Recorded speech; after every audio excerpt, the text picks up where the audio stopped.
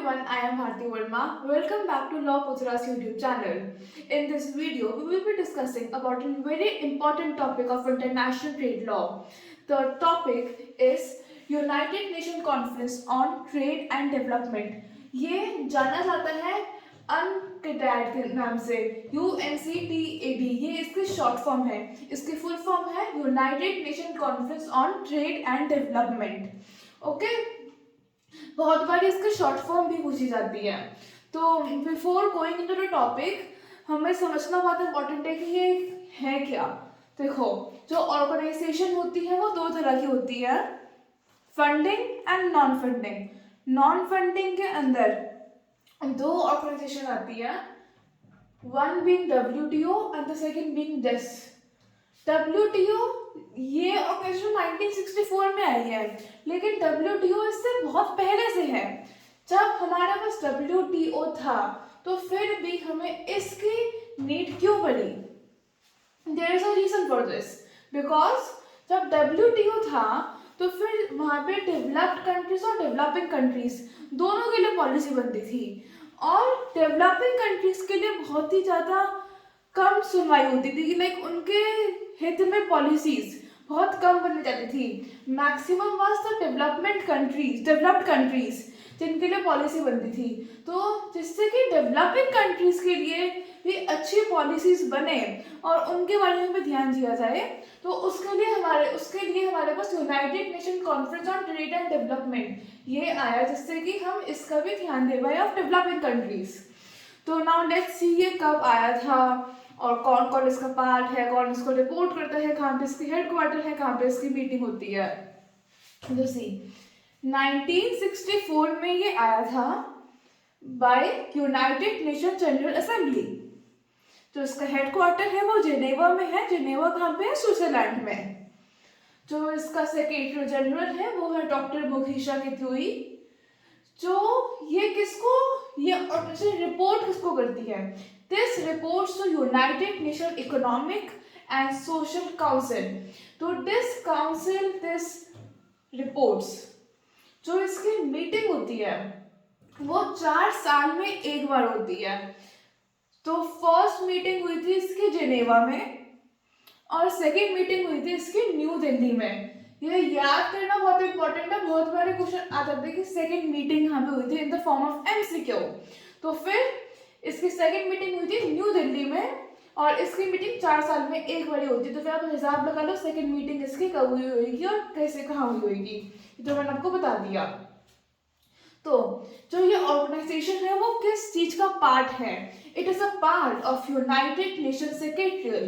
This organization is part of United Nation secretarial. Yes. तो फिर जो ये किस चीज से डील करती है? This organization deals with economic development of the countries. Okay, तो ये है इसका बेसिक स्ट्रक्चर कि आपको पता होगा ये कब आया था, क्या आया था और कैसे आया था. Now we come to what this organization deals to. जो ये ऑर्गेनाइजेशन है वो मेनली तो इकोनॉमिक डेवलपमेंट से डील करती है, लेकिन उसके अंदर कौन कौन से वो एस्पेक्ट्स हैं जिससे ये ऑर्गेनाइजेशन डील करती है, ये हमें समझना बहुत इंपॉर्टेंट है. तो सबसे पहले तो फिर ये ट्रेड के लिए, इनके लिए ट्रेड का फ्री फ्लो हो इसके लिए काम करती है. तो इंक्रीज द ट्रेड, ये इन्वेस्टमेंट से डील करती है, ये डेवलपमेंट इशू से डील करती है. जो ये बॉडी है this makes policies and it deals with development issues, trade and investment. Yes. तो फिर हर एक इंडिविजुअल के भी गोल्स होते हैं, तो वैसे ही ऑर्गेनाइजेशन के भी कुछ ना कुछ गोल्स होते हैं. तो फिर इसका मेन गोल है ट्रेड को इंक्रीज करना, इन्वेस्टमेंट करना, और सबसे मेन गोल है इसका development opportunities of developing countries and assist them in their efforts to help them to come into world economy on equitable basis. ये वो opportunities provide करती हैं to the countries which are not developed yet, they are developing to, और वो उनको help करती है कि वो जो हमारी वर्ल्ड इकोनॉमी है उसके अंदर आ पाए. और उनको रेगुलरली असिस्ट करती हैं। तो फिर इसके ये 3 गोल हैं: ट्रेड को इंक्रीज करना, डेवलपमेंट अपॉर्चुनिटीज देना और इन्वेस्टमेंट। प्राइमरी ऑब्जेक्टिव भी है इस ऑर्गेनाइजेशन का। प्राइमरी ऑब्जेक्टिव क्या है? To formulate policies. ये ऑर्गेनाइजेशन पॉलिसी बनाती है relating to all aspect of development including trade, aid, transport, finance and technology. ये हमें पता है कि पॉलिसी बनाती है, पर पॉलिसी बनाने का भी एक जरिए कि किस लिमिट तक ये पॉलिसी बनाएंगे, किस किस के बारे में पॉलिसी बनाएंगे, वो है trade, aid, transport, tech and finance. इस ऑर्गेनाइजेशन को इतना टाइम हो गया, 1964 में बनाई थी, अब कौन सा साल चल रहा है? तो फिर अभी तक इस ऑर्गेनाइजेशन ने इतने टाइम से क्या क्या किया है, ये जानना भी बहुत इम्पोर्टेंट है। इसका मेन अचीवमेंट क्या रही है इतने टाइम में, वो थी GSP, generalize system of preference. ये सबसे बड़ी अचीवमेंट क्यों है? क्योंकि इसके अंदर जो मेन प्रेफरेंस था वो डेवलपिंग कंट्रीज को दिया गया था, ना कि डेवलप्ड कंट्रीज को। इसके अंदर पॉलिसी बनी थी डेवलपिंग कंट्रीज को ध्यान देते हुए। इसके अंदर क्या हुआ था कि जब हमारे यहाँ पे बहुत सारी कंट्रीज हैं, some are developed, some are not developed, some are developing, तो फिर जब कोई इम्पोर्ट एंड एक्सपोर्ट होता था तो फिर वहाँ पे बहुत सारी ड्यूटी फीस होती थी जो डेवलपिंग कंट्रीज को देने में मुश्किल होती थी। तो फिर और वो कुछ डेवलप होने वाली थी इसी वजह से थोड़ा बहुत, तो फिर इसीलिए जीएसपी आया और उसने क्या किया, जो डेवलपिंग कंट्रीज थी और जब वो कोई सामान डेवलप्ड कंट्री में दे रही थी जो पूरी डेवलप्ड हो चुकी है, तो फिर उसके अंदर ड्यूटी फ्री को बिल्कुल फ्री किया गया था, या फिर कोई कंसेशन प्रोवाइड किया गया था, या फिर बहुत ही ज़्यादा रिड्यूस रेट में दिया रेट था उनके लिए।